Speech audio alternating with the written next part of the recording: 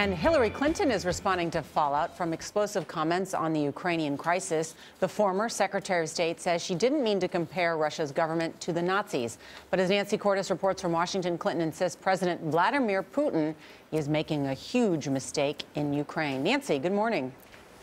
Good morning, Nora. Clinton has a unique perspective, of course, on Putin. She dealt with him and his administration for 4 years as Secretary of State. She originally spoke about him at a private fundraiser, but once those comments became public, she quickly moved to clarify them.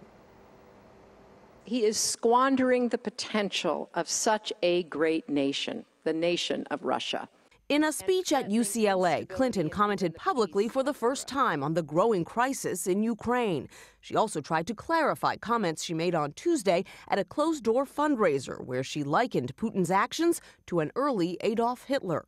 Now, if this sounds familiar, it's what Hitler did back in the 30s. Hitler kept saying, they're not being treated right. I must go and protect my people. And that's what's gotten everybody so nervous. After a tape of those remarks surfaced, Clinton said she had only been trying to provide historical context. I'm not making a comparison, certainly, but I am recommending that we perhaps can learn from this tactic that has been used before. And she joked about Putin's personality. I know we are dealing with a tough guy with a thin skin. I've had a lot of experience, well, not only with him, but people like that, but in particular, President Putin. Most Republicans didn't quibble with Clinton's comments, but they are focusing fresh scrutiny on the possible presidential contender's tenure as Secretary of State and questioning one of her first major initiatives in 2009, an attempt to repair relations with the Russians. We want to reset our relationship.